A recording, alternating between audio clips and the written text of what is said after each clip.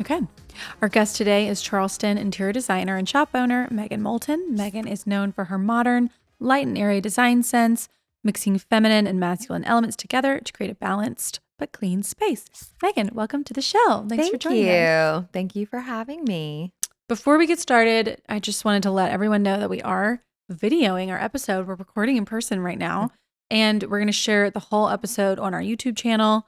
So if you want to watch, visit youtube.com/Ballard Designs. Be sure to subscribe so you get channel notifications, and let's get started. All right. Okay, I loved your Welcome to Atlanta. Yes. Thanks. I love Atlanta. My sister lived here for my sister and my brother-in-law lived here for almost 10 years, and they lived wow. right by Inman Park Mhm. in that cute little area. So we used to visit each other all the time, but they moved to Arkansas after their second baby and Okay. to be closer to family. So I've spent a lot of time here and a lot of restaurants. Done a lot of restaurants. That's I good. love food. There's a lot of good stuff Mhm. down there. So Yeah. Yeah. Yeah. So thanks. And you're from? Originally, I am from Arkansas. So that is where all of my family is. Uh-huh. And I went to school at Ole Miss. And after I graduated, I did a Southern tour.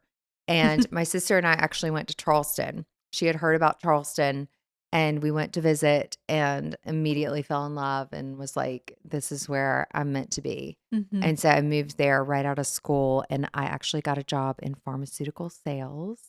And I worked in that industry for 12 years. Wow. Mhm. And then you started your business, interior Mhm. design business. How did that come about? So I purchased my home, purchased my first home in Charleston.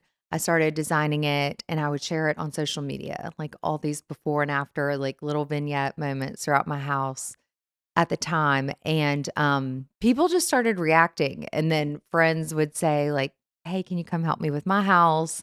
And it picked up pretty quickly. And before I knew it, I had someone that wanted to pay me. And I had no idea really what I was doing or what to charge or anything. But I just knew that I loved this and I was doing something that people thought I was good at. And before you knew it, about a year later, I quit my job. I sold my house. I sold everything in it. And I started my business. Wow. And that was January 1st of 2018. So we just celebrated 6 years. So not formally trained. I went to school for business. And like I said, worked in pharmaceutical sales, medical sales for 12 years. And just found something I was passionate about and that people liked what I was doing. And then just took that leap of faith. That Yeah. is okay. I had written down to talk about later taking risks, but Yeah. that is a Yeah. huge risk. Big jump. It was a crazy time for me. I was 34 years old, I think. And I broke up with my boyfriend. I sold my house, sold everything in it. I was starting fresh, completely starting over. I stayed at my friends' Airbnbs. I stayed in their guest rooms. I was so nervous to Mhm. go from corporate America and what I knew and, getting all the benefits and, Mhm. salary and all that to starting my business. And I wanted to make sure it was going to work, Mhm. And so, thank goodness, pretty quickly right off the bat, I started getting, clients. And I was able to purchase my little 1 bedroom. It's like a 1 bedroom. It's called a Freedman's Cottage in Charleston. It's a really cool, kind of long, skinny cottage that's Mm. 1 bedroom, kitchen, dining, all in one space. And I Mhm. bought this tiny little Freedman's Cottage and I lived in it and then had my conference table right outside the kitchen. And that's where my business started. And that's where my clients would come in and, Wow. I just went for it. And so it was a huge risk, but I remember really leaning on my dad during that time, who was an entrepreneur and so nervous about what I was doing. And he said, Megan, what is the worst thing that's going to happen if this doesn't work out for you? And he said, you'll just get another job. You'll get a job and you're going to be okay. Mhm. And I just remember like telling myself that in my head over and over, like, I got this. okay, if this doesn't work, I can go get a job. I can go get a job. Like, I got this, 34 years old. Like, I have 12 years of experience in the workforce. So, um, it is like, if anyone's considering it, I know how scary it is. I mean, it's absolutely terrifying. But now hindsight 2020, like, it's the best thing I ever did. Mm-hmm. Yeah. Wow. Yeah. I mean, do you feel like taking that risk in your business and life makes it easier to take design risks? Because I would think like, okay, if you're going to make that's a a good really question. scary choice in your sofa fabric, like Yeah. that's got to be easy compared to like That's selling well, your right? home and all of your belongings. Oh my God, that's such a good question. I've never thought about it that way. But I do sometimes say, like, these are not life or death decisions. Like, we're not deciding on like a heart transplant. We're literally deciding on a sofa fabric. And it may not come in when you want it to, and like it's gonna be okay. You know what I mean? And I remind my staff that too, like, guys, this is not life or death. And that was something that I had to learn, because in the beginning, you do feel like it's life or death. Everything feels like life or death when you're starting your business. And then you take a step back and you're like, okay, wait a second. Let's like put things in perspective here. When we really think about what's the worst thing that could happen to you in your life, a sofa being delayed 6 months is really doesn't even fall anywhere on that Of course. scale. So anyways, but going back to like risk taking with clients, I feel like in the beginning, I played it pretty safe. Like, I was very much like, this is my design aesthetic, and I do modern coastal, and I do it really well, and that's what people like me for. And now it's so different. I feel like I'm much more confident and comfortable like pushing my clients to take risk. And like, we used to do white or light colored sofas all the time, and like, I can't tell you the last time I did a white sofa. Like, I would never do that. Why? No, that's a good Because I have question. kids. Yeah. Because I have kids, and like, even if it is performance fabric, like, I get it. Like, it's still, you need something to hide life. And and just because most of the walls in our spaces are white, and I find that a sofa that's not white is gonna pop so much more, even if it's just a gray, or like we recently just did like a dark navy blue. Like, it's gonna look so good against those white walls. So I just think also I was just playing it safer. Like, I knew like these performance fabrics were good. They look good. They work with everything. But now it's like, as we've evolved, our clients have evolved, our taste has evolved. Like, I don't want to do a white sofa. Yeah. It's boring. Yeah. Well, just because you can clean it doesn't mean that you want to always be cleaning it. So Right. that's the thing. It's Exactly. like, I have the Bissell, green cleaner thing, and we use Don't it we all all? the time. Yes. But all the time like, is who the key. really, wants to do that, Right. in reality. So I feel like there's so many good fabric options out there too. I mean, that's the other thing, is like, performance fabrics have come such a long way, even in the past 6 years. It's like, our options are endless. Why would we choose white or cream, especially if you have kids, grandkids, or pets, which is basically everybody. Yeah. Yeah. That is a very small, sliver of the pie that doesn't have one of those three things. Yeah. Do you ever do patterns on your sofas? Yes. I'm trying. Well, I will say mostly the patterns, if they are on a sofa, for example, it's more of a neutral tone, but it's like a cheetah, almost like antelope print, kind of like this rug, but done in like a very small print. Right. So it's not like overwhelming the client. Or if we have like a study or like a more moodier sitting room, I feel like clients are more open to doing a subtle pattern. But mostly I feel like we see the patterns on like our chairs, ottomans, and then wallpaper, window treatments is where, and pillows. But for the most part, like, their main everyday sofa, I feel like is mostly going to be done in a solid, but probably textured and probably not that light white color. Yeah. What, Mm. okay, so, you obviously have, just with your background and your business, have become very good at taking risks, but how would you suggest to listeners who are doing it themselves? Like they know they need to take a Yeah. risk, but they're nervous. What is your advice? Yeah, I would say for just like the everyday person that wants to take a little bit more risk but is nervous, I would say things like your throw pillows.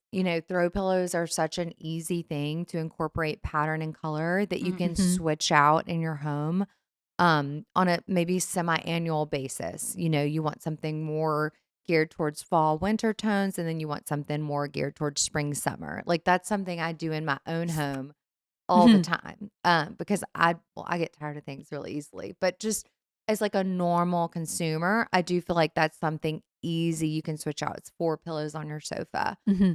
Um, I think so pillows also, accessories, like being here at market, I'm really, focusing on accessories for our shop.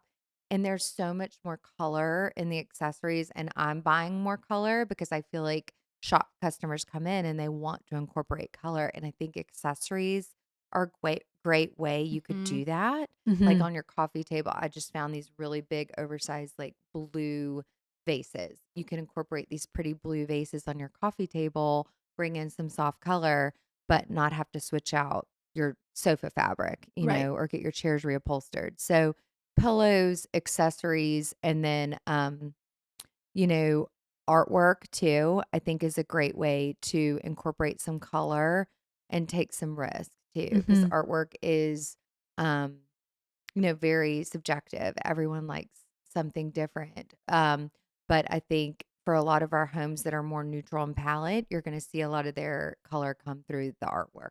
Do So, you think people? Because sometimes I do feel like people do play it safe with artwork. I'm not to say they yeah. should, but I think it's common for people to think, oh, my Yeah. pillows are orange, so I need to find art with Yeah. like orange in it. Actually, yeah, I feel like your artwork should almost like contrast more from Mm. your pillows. So, yeah, if your pillows are like a corally orange color, you probably need to be looking for something with like blues and greens or something to Mm. almost like contrast from Mhm. your pillows. I think the matchy look, like that's when it's gonna look almost like staged or almost like sometimes we say home goodsy, like with the art. Like, Mhm. like Yeah. you want to find something that's like a wow piece that speaks to you. And you actually want to look for contrast, not like similarities, Okay. I would say. That's a great tip. Yeah. Yeah. And definitely gives people more of an invitation to try something they might be a little bit uncomfortable with. Yeah. Or I guess on the reverse, if you had a great piece of art you love, get the contrasting pillows and put it Mhm. in your Yeah. room. Yeah. Yeah, totally. I think artwork makes a space, and Mhm. it is so personal. And so even if, that artwork doesn't speak to me, like even if I understand like what that artwork means to that person in that home, it's like, okay, we have to use that. Like Mhm. I love that you found that on your honeymoon together in Italy, or something like Mhm. it's so personal. So, and that speaks to everyone, Mhm. including myself as their designer. Like I want to figure out a way to make that work. And we've done that so many times where Mhm. it's like not something I would pick out at all, Mhm. Yeah. but I understand like the personal component to it. What's the last piece of art you bought for yourself? Oh. Well, actually I did not I wasn't like ready for that. that's a good one. This is so funny. Like my husband and I, we have very different tastes. Mhm. Especially in artwork, I will say. He likes primary color, like red, green, orange, very, very primary colors. And I like a little more like maybe Eh. like a muted Mhm. I love purple and green and Mhm. blue, but maybe like a little bit more muted. So when we find a piece of artwork that we both love and agree on, like we Mhm. buy it. Mhm. Yeah. And we're out of wall space right now in our current home. So we have like artwork literally like in our warehouse office space, like hanging on the walls because we don't have room for it Mhm. right now. But maybe one day, because I do feel like if something speaks to you and you love it, you should purchase it. Yeah. Mhm. That's how artwork works. But Actually, we did add a few pieces to our current home, and they're actually photography pieces. So my husband takes a lot of pictures, but we never like do anything with them. Mm-hmm. And Mhm. so finally, I was like, we have to. I literally made him get them printed. Yeah. And we printed out some black and white photography that he had taken, and we blew them up like really big, 30 by 40, and had them framed in black frames, and we hung them in our bedroom. So that was like the last piece of art that we actually hung in our home, which Mm-hmm. is very special, Yeah. that he Yeah. took those photos. So again, like art is so personal. So it's like finding what really speaks to you. And then it's a conversation point always when someone comes in your house and you can talk about Yeah. Do you move things around, or do you find like the perfect spot for something and you're like, it's done? constantly moving things around. Like I think at first, my husband was it was all the time. It was constant. Like Mm. things were like coming in and out of our house on a regular basis. Mm-hmm. And now he's so used to it. Like he doesn't get attached to anything anymore. And I like he's very like Yeah. sentimental and like collects things and is more of a collector where Mhm. I'm constantly like, let's change everything all the time. So he's been much more open to that. And he also understands that like I'm also sharing new pieces and accessories from our shop and incorporating into our home decor. And I want to show, like our customers and clients how I do that. So Mm-hmm. he's more open to it.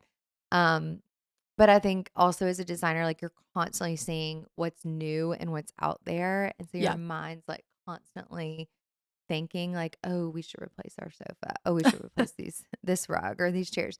Like you're constantly wanting like the next best thing. So it's hard. So there's a lot of change happening in our house all the time. The Yeah. one thing that stayed the same is our lighting, which I will say is like a A pretty harder permanent, fixture. Mm-hmm. yeah, like Yeah. wired hard fixture. Right. Yeah. I mean, you can always get an electrician over. We've done it. We've done it for photo shoots. We've changed out lights just for photo video shoots. And then I've put our old lights back up. Oh, So I really wow. love them, you Wow. know? That's pretty crazy. That is impressive. How do you move art with speaking to the framing part of it? Because that part I've found to Uh-huh. be kind of the tricky. Because if you've Yeah. specifically picked out framing for a certain area of your home, and then you do kind of want to switch them around. Mm-hmm. Yes. So, I mean, I'll be honest, like our house, we have a total hodgepodge of frames. Mm-hmm. So, I mean, we have black, we have natural wood, we have brass, all different styles, and Mm-hmm. I have acrylic, so many different frames. And at one point, I was like, I'm going to change out all our frames so that they match, Mm-hmm. so that it looks more cohesive. But then, really, when I think about it, it does almost feel more collected because they all do almost have these like original frames. Like one piece we bought last year at High Point, it has the original frame from when the artist did it back in like, I think it was the 80s. And it's almost it needs to be reframed, like, it's almost, like, falling apart a little bit, and doesn't Mm-hmm. look great, but at the same time, I'm like, it's kinda cool that that's, like, the Mm-hmm. original frame that Yeah. was on the artwork. So, I've embraced that. I will say that's Okay. something about me that, like, I n my, like, OCD self would want all matching frames, but, like, I've embraced a little bit more of this, like, collected feel, I think, because of my husband. So yeah, I always tell clients, like, don't worry so much about being so matchy-matchy, Mm-hmm. like, Mm-hmm. it's cool to be collected, Yeah. And that's, like, a big topic of discussion with, like, metals and plumbing fixtures and, Mm-hmm. even the frame on your artwork work or, your drapery hardware, all these metals, it's like you don't have to be so matchy-matchy throughout your home. It's okay to mix metals. Mm-hmm. Um, and just try to think consistently in each space. Like if we have a space with a lot of brass in it, then maybe we're going to focus more on like brass frames on the art or like a brass drapery hardware, or brass accessories throughout the space. But the space right next to it might have black accents. Mm-hmm. And that's okay. Mm-hmm. Mm-hmm. So, it's cool to like mix and match metals. Yeah. What about, okay, you mentioned taking risks like in your throw pillows, your art. Where's somewhere that you need to play it safe and like I make a would very say, considered choice, I yeah, guess? I would say one place I would probably play it safe is just off the top of my head, like your primary bathroom. Mm. Most of the time, I would say like we focus if you're doing tile and plumbing fixtures, a lot of times we're doing polished chrome because it's so traditional. It's timeless Mm-hmm. with the plumbing fixtures. And then as far as the tiles go, like polished marble, or a ceramic tile that looks like a marble. Um, and the countertops, the tiles, so doing like a large format on your floors and doing a smaller format maybe on the floor in your shower, a large format on the walls. Like you just can't go wrong with Mm-hmm. marble. So you're So doing it out of longevity. yeah, I think if you're going to do a big bathroom renovation and you want something that you know is going to be timeless Mhm. and safe, I would say that's the place to do it. But Mm-hmm. just for example, we're doing a primary bath makeover right now where we're doing exactly that, but all the walls have this really fun blue palm print wallpaper, like a light Mm. blue. And then we're doing this really cool chandelier over the bathtub. Mm. And we're doing these really fun brass wavy mirrors. So like there's really fun accents in there, but the actual like tile that you're Mhm. probably not gonna want to renovate Right. again, Right. that's a very classic, timeless choice. Mm-hmm. But in 5 years, you could change the wallpaper, the light Sure. fixture, and the mirrors, and like Absolutely. reinvent the space. Absolutely. Yeah. Now, did you do chrome fixtures in there with the That brass mirror? bathroom, yes, we did do the polished chrome. And I mean, I do feel like brass, I especially love like an unlacquered brass. If a client will go for that and is okay with patina, I feel like that too can be like so classic and timeless as well. Mm-hmm. Mhm. Um, but the polished chrome to me just feels so clean, Mhm. Mm-hmm. especially against the marble. And in a So bathroom, it's like the place you yeah. want to feel the You want to And cleanest. feel clean, and yeah. you Yeah. can have polished chrome plumbing fixtures with a brass mirror above it and brass sconces. Like it's Yeah. okay to mix those two metals, which that's what I mean when I feel like just stick to two in a space, Mm-hmm. Mhm. and it's okay if it's you're mixing silver and gold. I feel like that's something that like Mhm. people have a really hard time with, Yeah. but Well, I yeah, it's totally true. But don't yeah, do the shower with black. right. Like Like now that would you've look added. totally out of place. Mm-hmm. So So really just the stick two. to two. Mhm. Yeah. Do you, is there, I feel like there's sometimes um, designers say, you want to use each finish at least twice or three times just Okay. so that it's, That do makes you sense. do that or do I you don't kind of, really think not about it really? like that, but I mean, if you wanna, like, give a rule to it, that probably makes sense. Yeah, like a couple touches of Mm-hmm. each throughout the space so it's consistent and just doesn't feel random. Right. Like the gold wavy mirrors in that bathroom, also the chandelier of the tub has gold. Mm-hmm. So it's like those 2 pieces are very cohesive to one another. Mhm. Mm-hmm. So, yeah, I think giving it a couple touches throughout would help with that cohesion. Yeah. What about color? Okay, do you take, Yeah. because you talked about how um you were a little bit safer with your upholstery Yes. color choice in the beginning and now you're going Yes. a little more Yes. bold. What about, because I did notice in your portfolio there's a lot of white walls, but there Right. were some sprinkled in bold Yes. blue, darks. So When much and why do you do color. those? So I feel like I don't know why. I don't know if this means anything, but like pre-COVID, I feel like everyone was like white walls, white kitchen, white everything. And then post-COVID, it's Mm, been like bring on the color. I don't want my house to look like anybody else's. Let's do wallpaper. I don't know. Maybe it's our designs have evolved, or maybe it does have something to do with COVID and everyone kind of coming out of that funk and like mm-hmm, ready to take some risk. But I do feel like we have done more color than ever. Like I can't tell you the last time we did mm-hmm, a white kitchen. It's like Mhm. either blue cabinets, green cabinets. We just did almost like this like kind of creamy beige color or grayish, I call it. It's like a gray beige cabinet. Um, and then a lot of like oak cabinetry, a lot of Mm, warmth. So we're just not seeing the like all white Mm-hmm. anymore. Like yeah. typically we'll have like a white that we use if we're not doing a color on a wall throughout the home for like all the trim and anywhere there's not a color, it's painted this clean white. But Mhm. for the most part, I feel like more color than ever, more painted rooms than ever, and more wallpaper Mhm. than we've ever done. It's so interesting you mentioned COVID because I do think that do you think like 20 years will look back as COVID being this really like turning point for homes? I think so because Yeah, you I've had to seen a think about your huge home in a change. different way than you did Yeah, before. I've seen such a change um, since COVID. Well, not just with supply chain. I mean, that was a biggie. Like pre-COVID, we would order and then we would install our client's home 3 to 4 months later.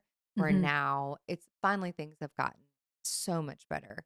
Where like we order and now we'll set an install about 6 months later. Mhm. But at one point we were at 12 to 18 months, Yeah. from order to install.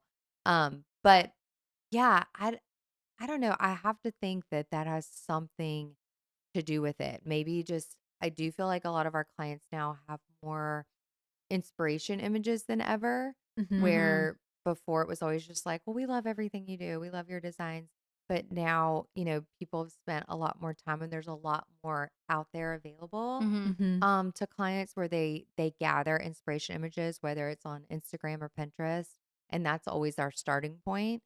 So we'll Mhm. look at those. And if we see color, that's like music to our ears, and Mhm. we're like, let's do it. Let's do some color. You're obviously drawn to it. Mhm. And we just try to nail down like what colors those are, whether Mhm. it's like, are they more earthy, organic vibes? Are they more like bright coastal vibes, more traditional?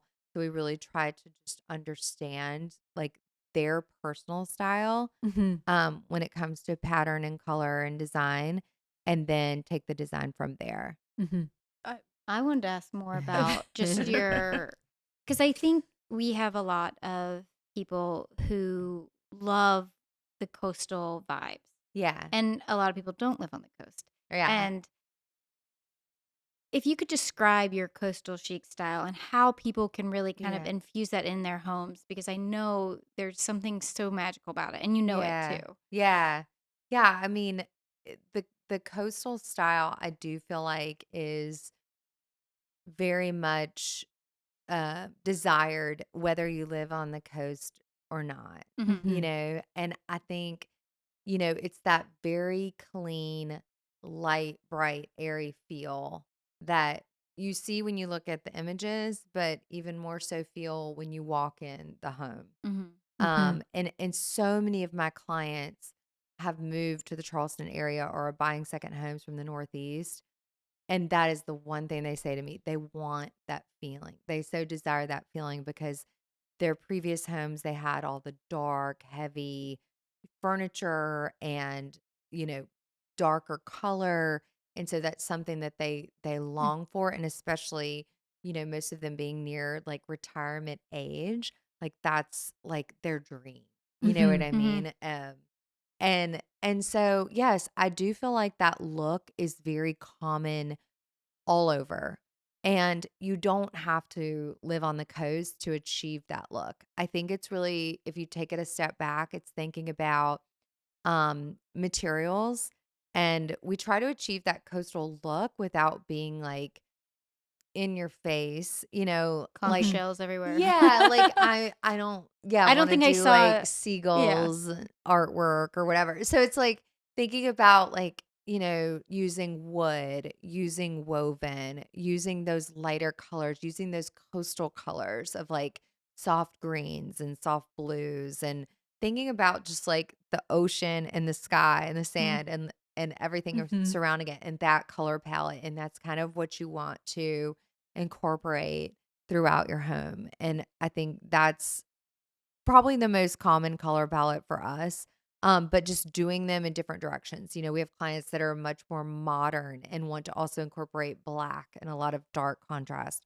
But then we have clients that are much more traditional and do have some antique pieces that they want to incorporate Mhm. into that that coastal feel. So I think it can be done no matter what your personal style is.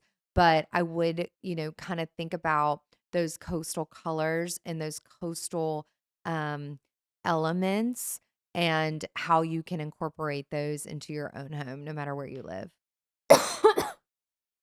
I noticed a lot in your textiles. There would be, a print that it's not like it was starfish and like shells on the print, but maybe it sort of Uh-huh. had like a wave.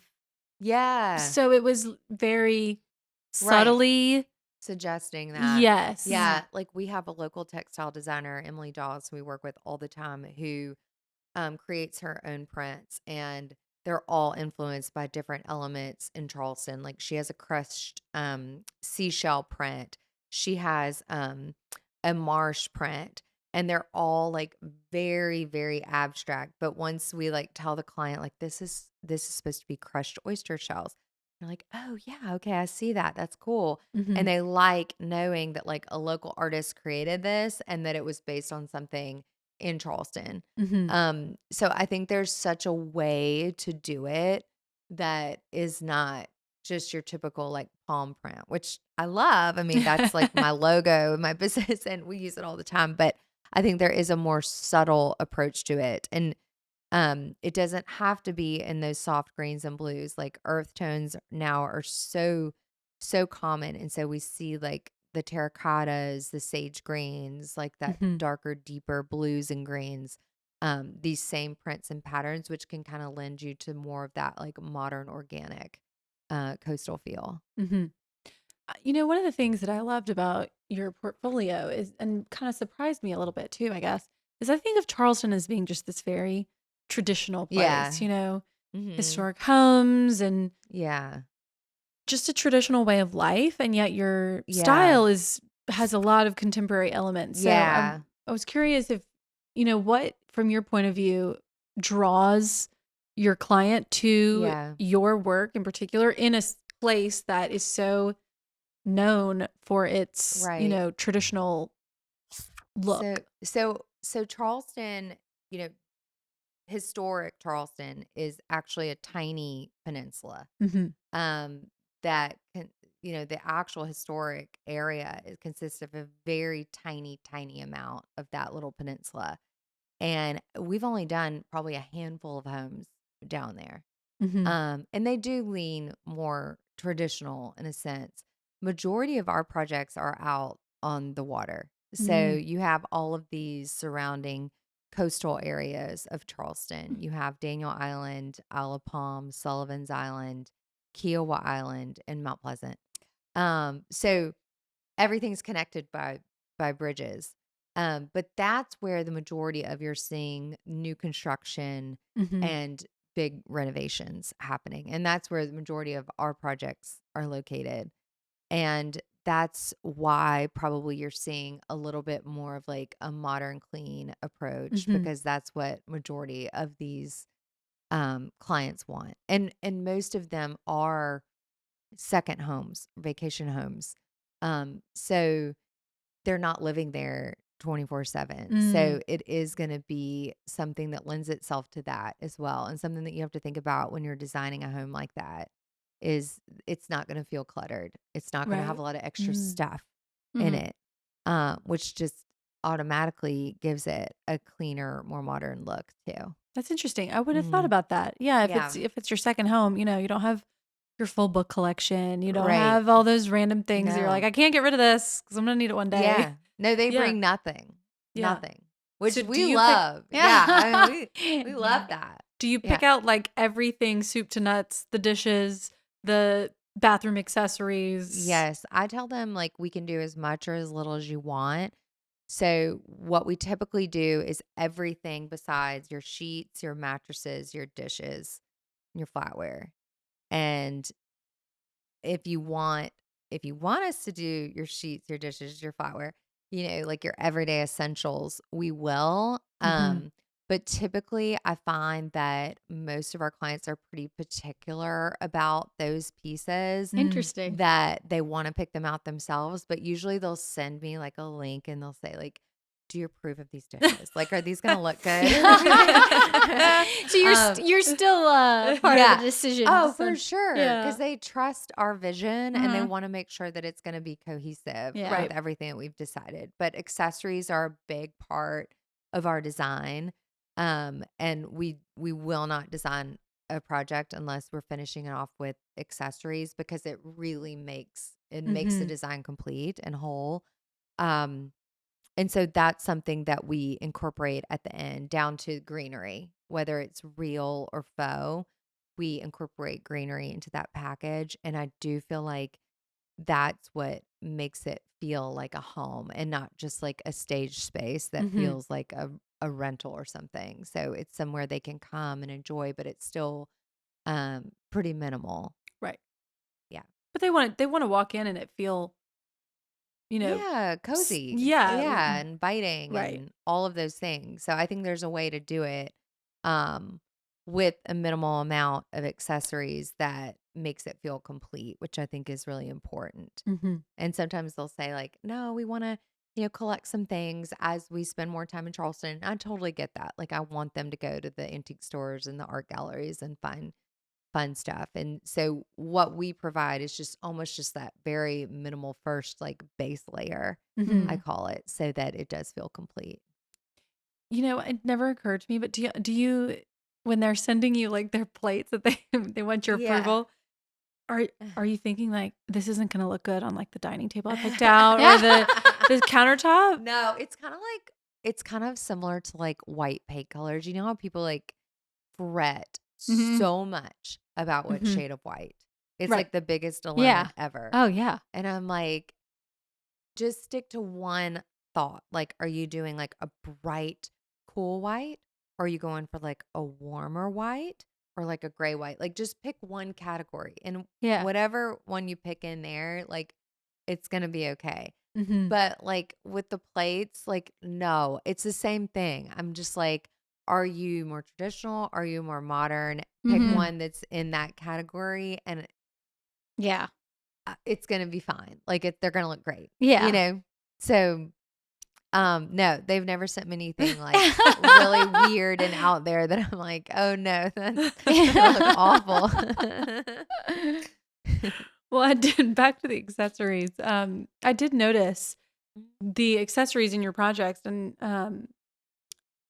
it seemed like you didn't use very many. And maybe this is really going back to the why that you were talking about, like it's the first layer, but Mhm. they were very dramatic, and so I Good. thought it was an interesting, just kind of note to take away. What were they? Good. I'm glad you Well, you felt said like dramatic. that. Well, like if it was a vase, it was just a really interesting shape or a very large size instead of Good. Mhm.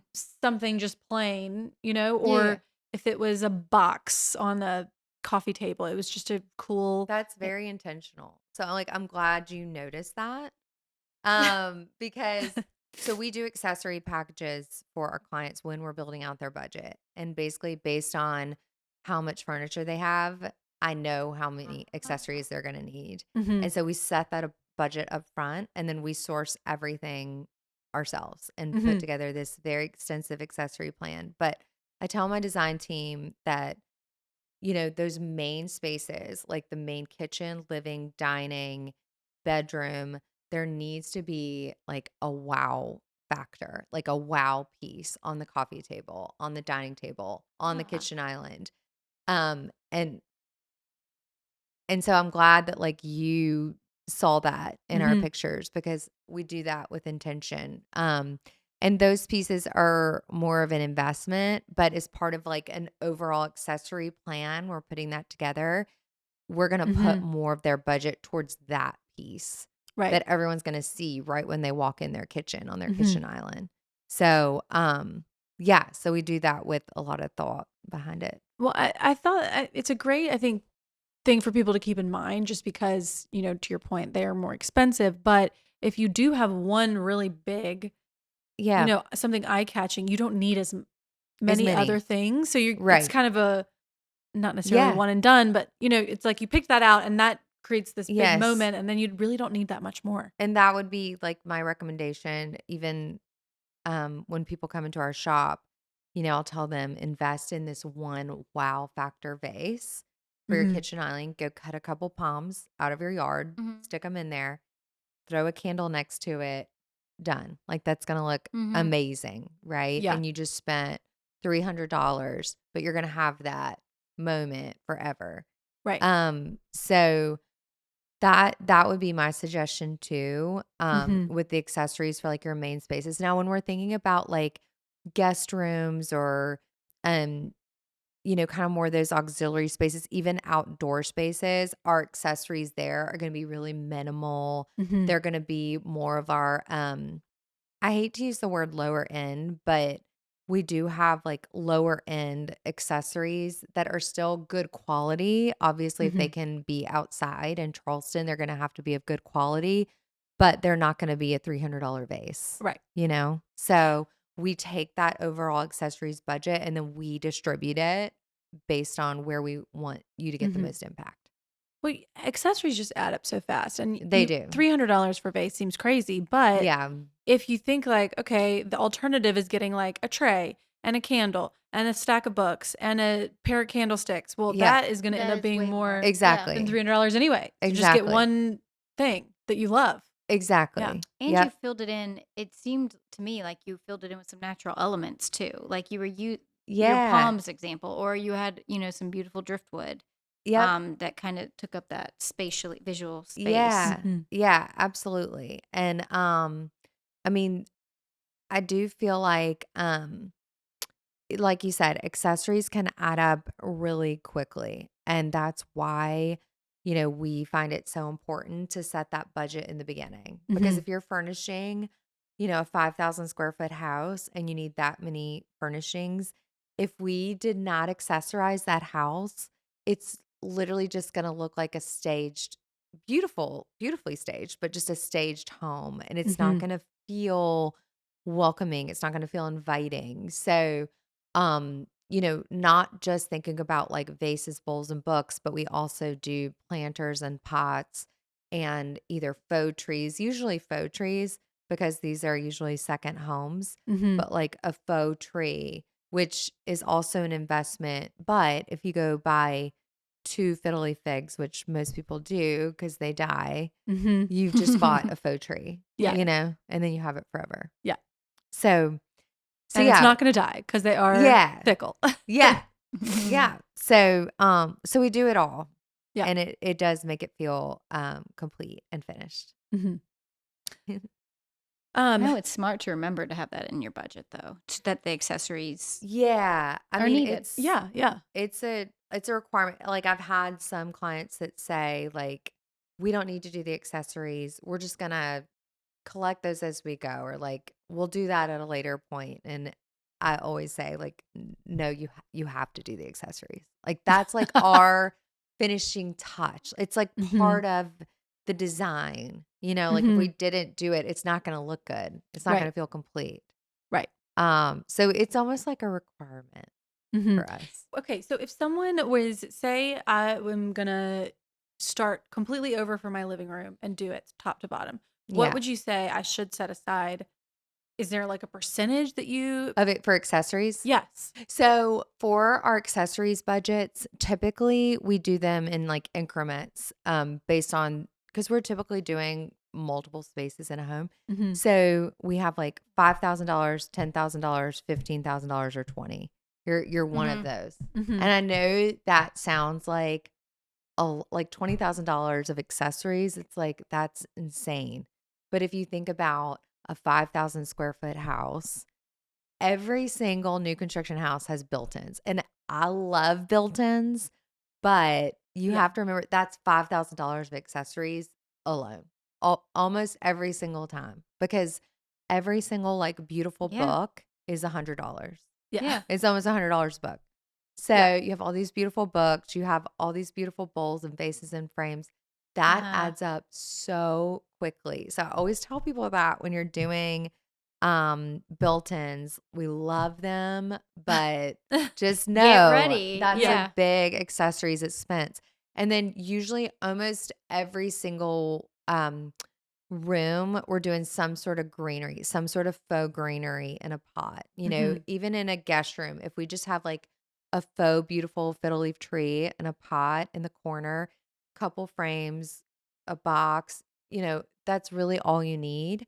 But that alone is going to be almost $1,000 in accessories. Mhm. So if you take a whole house and you kind of do the math and you add all of that up, it just adds up really fast. Right.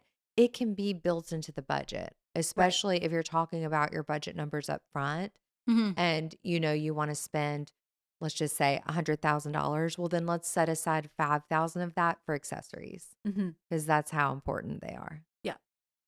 So, Yeah. Smart. yeah. No, I was like just looking for like picture frame to give to my mom for Christmas. And I was like, God, why are picture frames like I know. $100? I don't I know. That just know. was wild Yeah. to me. I I know. just hadn't There bought one in a while, I people guess. just don't realize how much they Yeah. are. But I think because I have a shop and because I buy for our shop and curate it, I'm trying to pick out really special pieces. Of But course. that is, I price point is like my number one thing Mhm. that I think about. So how can I find really elevated looking pieces at really nice price points? Yeah. Meaning like a $300 vase would probably be at the top of our price point Right. that in our shop for an accessory. Hmm. Like I really don't want to go above that if I Mhm. can. Because most people don't want to spend more than that, which I Yeah. totally understand. I mean, that's a lot of money for a vase. Well, I remember you telling me years ago, I think, like about boxes, and we were No. talking about how ludicrously expensive boxes are. And you're Yeah. like, well, it's all these corners. Like it has Yeah. what, Oh, yeah. 8, 10, no, 8, 12 And corners. It's got the top and then 8 corners and then I wonder if that's why picture frames are so expensive. yeah. And The all of our corners? boxes and frames Like, are like marble and like Yeah, I was gonna agate say. and shagreen and hide and like mm-hmm, cool There's a materials that mhm. like you're not going to be able to go buy at Home Goods. Like I want to be able to provide you something that's cool and different and elevated that you Mhm. can't go Yeah. get, yeah. at a big box store Mm-hmm. too. So Well, is that why picture frames are so expensive? Like I you're want just the looking at answer. me. I'm literally asking. Yeah, it's the same thing. It's Yeah. materials. Mhm. It's again putting it together for sure. And the labor of Labor, yeah, cutting the corners precise and everything. Yeah. and that's why picture frames are so expensive, I Mhm. guess. yeah, Like, I meant photo, like a frame for your art. oh, well, that's a whole nother Yeah. thing. I mean, I just talked to someone in our shop about this. And we sell a lot of like local artist prints where it's printed on paper, but Yeah. then we also sell like a G clay version where it's printed on a canvas. Mm-hmm. And I always tell everyone to buy the G clay. I know it's more expensive up front, but you have the option of either not framing it because Mhm. the artwork wraps around, Mm-hmm. so you don't have to frame it, or you could just do a wrap, like a gallery wrap frame, which is usually only a couple $100 versus a print on paper. You have to do glass, and it's so much more expensive to do Yep. glass, and there's a glare. So I just feel like the G clay option is always like the way to go. Okay.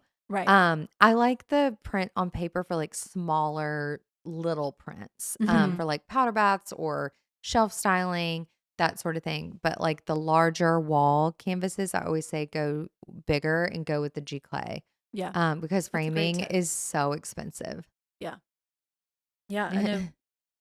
It's such a deterrent. I know. Right. You're like, because you're Yeah. like, oh, I got this, I got this And beautiful painting, and now I get to spend an yeah. extra 500 And on people all the top to time will frame be it. like, I went to Michael's and it was so much more than I thought. And it's like, yeah, their prices are exact same as like Yeah. your You're not local saving any money framing. at Michael's. No, No. like your local framing store. So it's the glass and Right. it's just again like the labor that goes into it. Right. It's custom. Anything custom is Yeah. expensive.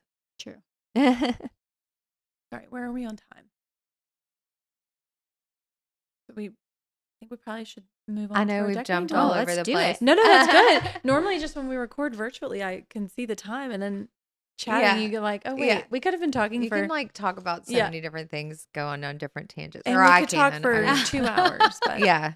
No, I think it's time for a decorating dilemma. let's do it. Oh, And good. okay, Okay. I'm very excited because we a couple months ago asked our listeners to send in a voice memo of them reading their question.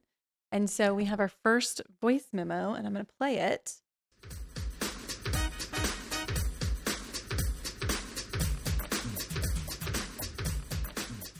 Hi, ladies and guests. This is Chrissy in Nashville.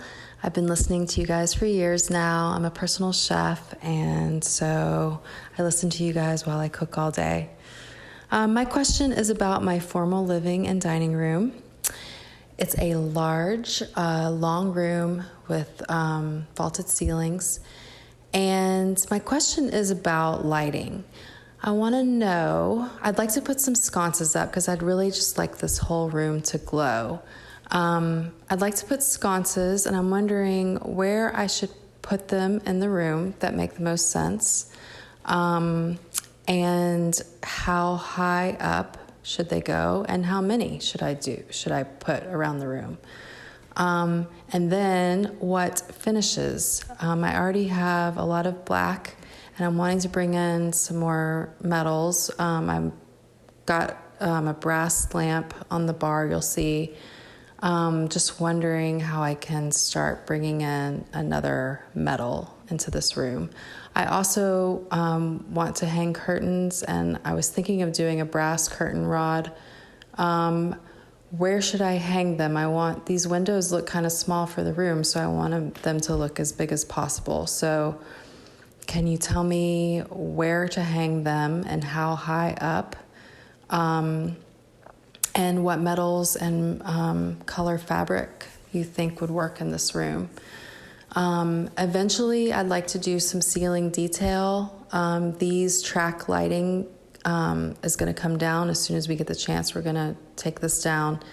And I'd like to do some ceiling detail, like some paneling on the ceiling, and eventually maybe even 1 or 2 skylights in this room, because the living room window is north facing and the dining window is south facing. So it's actually not doesn't get a lot of light for as big of a room as it is.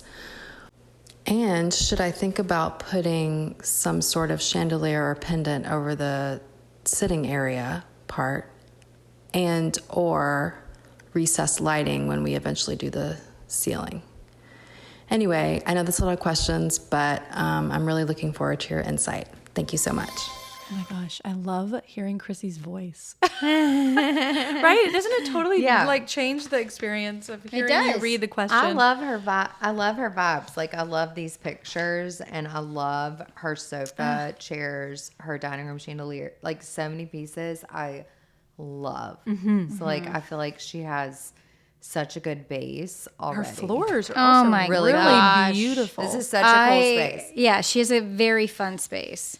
I mean, again, the track lighting is I'm sure it was functional and wonderful at a time, but I can see why it's really not that noticeable. I will say it's the best track lighting. More so in real life versus the pictures. Yeah, and that would be so easy to take down too.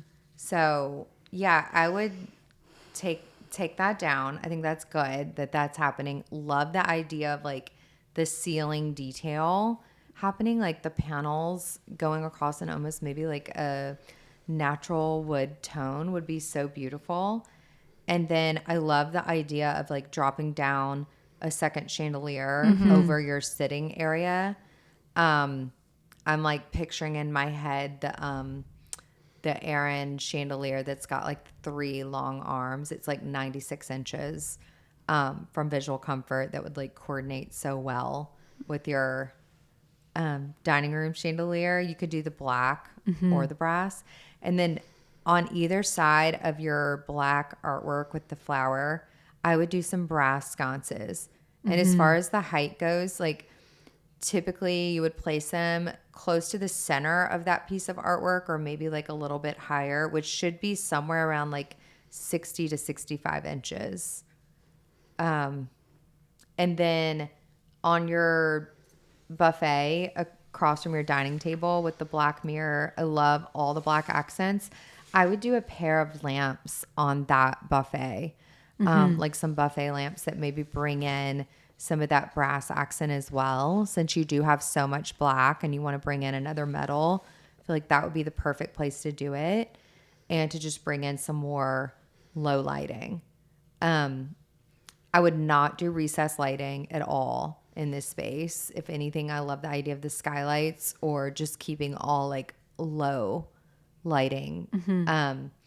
And then the window in the living room, I would hang the drapery panels as high as you can, as close to that crown to really accentuate the tall ceilings, and then do them as wide as you can. So typically we'll take like the window trim and go about 6 inches out from that on each side, and that's where you'd want to hang your rod.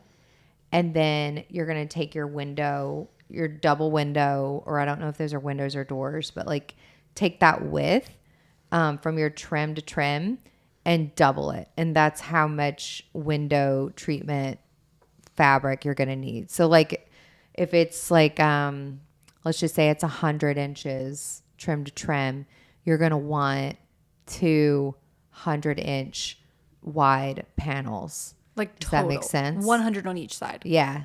Yeah. Does that make sense? So Yes. I would do like 200-inch panels on each side. Make sure you do drapery hooks. Make sure you do rings. And like I would do a nice, French return rod or something like that.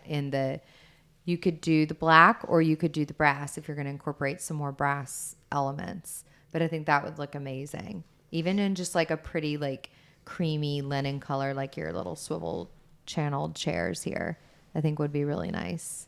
It's funny. I feel like people always, think, oh, if I have a white wall and I do a white linen, it's not even going to seem like it's there, but it just adds so much texture. That is going to look so pretty. Softness and I mean, I love like tone on tone window treatments, and it looks like your walls might even be almost like a creamier white. So I think that would be really, really pretty. But this space is amazing. I love the style and the vibes and everything. So I think those are some easy updates you could make even over time. Just do one thing at a time. And it's going to look so good. So let me ask you a question. And Chrissy did not ask this, but I'm going to ask it. So you suggested putting the sconces on either side of the painting. Yeah. If you, just in any space, have sconces on either side of a painting over a sofa, would you also do matching lamps on either side, or On tables on is the side, you that mean? too much? Probably not. I feel like that would be a lot. Like, I think She has a floor She has lamp. a floor lamp, Yeah. which On the right I side. like. Like, I think the floor lamp is good. Okay. And if you had the sconces, like with the floor lamp being there with the sconces, I would not do sconces that have like drum shades like the lamp. Okay. Like Like that's an gonna empire or look something? too matchy. I would do something that's more like contrasting. So it could be like a linear shape. It could be a more organic shape, but don't do a sconce that has like a drum shade and then you have a drum shade lamp right next to it. I feel like most makes people's instinct would be to match. but Right. Don't match. Don't match. Yeah. Yeah. We talked Okay. a lot about that. And in general, just like think contrast always, try not to be matchy, which she's done so well with like this sofa and these chairs. Like, that's such a nice contrast from each other. I love that. She has such a good I was going to space. say, Yeah. it's a beautiful space, and she has tons of style. And so I feel like did we answer all our questions? I guess was my. I think so. Chrissy, you also have a great voice. Thank you for sending in a voice memo. Very fun. What a cool job to be a personal chef. Yes. Right. Oh That's my gosh. amazing. And I'm I so- want to like sit in there all day. And I know. Yeah. And I'm so grateful you took the time to write this up and listen. You have a beautiful spot. So Yes. Yes. Thank you so I hope much. that was helpful. I loved all of your suggestions. I think it's going to look great. She, the thing that's wonderful is that she's already like 70% there. Oh yeah. She's got Some Oh, yeah, electrician this is and easy. hanging some drapes, and hopefully, again, those few first changes you can do: buy the lighting, install, buy the drapery hardware and the drapes, and get it all in, and then you can still, at that point, all right, skylight, ceiling, like Right. keep going on the bigger Yeah. stuff. Yeah. And you have to send after photos too. Yes. I'd Yes. love to Oh see my it. gosh, I want to see it.